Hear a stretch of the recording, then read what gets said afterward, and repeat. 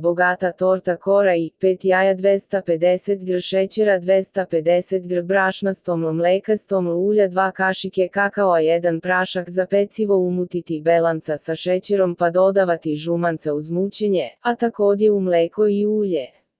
Na kraju dodati brašno, kakao i prašak za pecivo i sve sjediniti. Istresti u obložen pleh 30x20 cm ili približno pa staviti u prethodno zagrejanu rernu na 180 stepeni da se peče oko 25 do 30 minuta. Testirajte čačkalicom, tako ćete najbolje videti da li je pečena. Ohladjenu koru preseći vodoravno na 3 dela, za tortu nam je potrebno 2 kore a od treće dodavanjem eurokrema napravimo kuglice koje čokoladiramo i ostavimo za dekoraciju.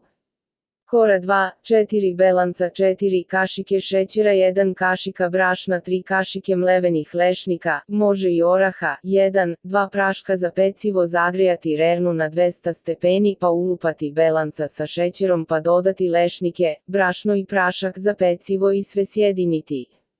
Peći između 10 i 15 minuta. Ovakve se pravi 2 kore. Ja sam pekla u velikom plehu od rerne jednu pa je presekla na 2 dela. Ohladiti pa premazati prelivom od čokolade. Otopiti 150 gr čokolade sa 3 kašike ulja i 3 kašike mleka i ostaviti da se stegne.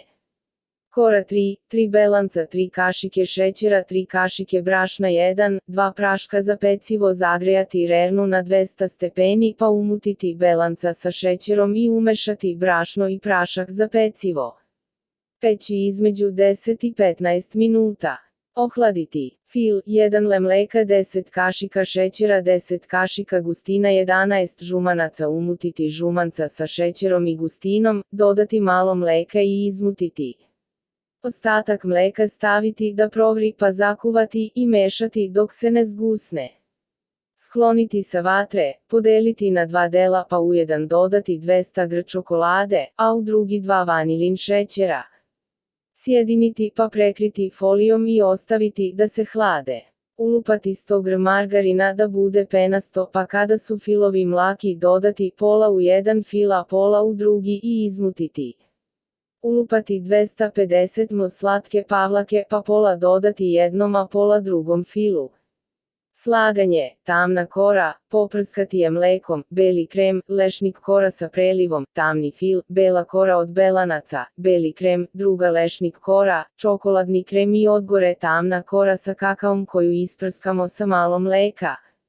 Ostane malo fila sa kojim se sa strane omaže cela torta. Dekoracija po želji. Dekoracija na ovoj torti je čokoladni ganaš. 200 gr čokolade i 250 ml slatke pavlake. Zagrejati slatku pavlaku da bude vruća pa dodati izlomljenu čokoladu i mešati dok se ne dobije čokoladna glazura. Kašikom sipati glazuru na ivice torte pomalo i spuštati da curi sa strane. Ostatak preliti preko kore i poravnati. Zatim po želji možete zabadati kakve čokoladice, rolere i slične kerefeke volite.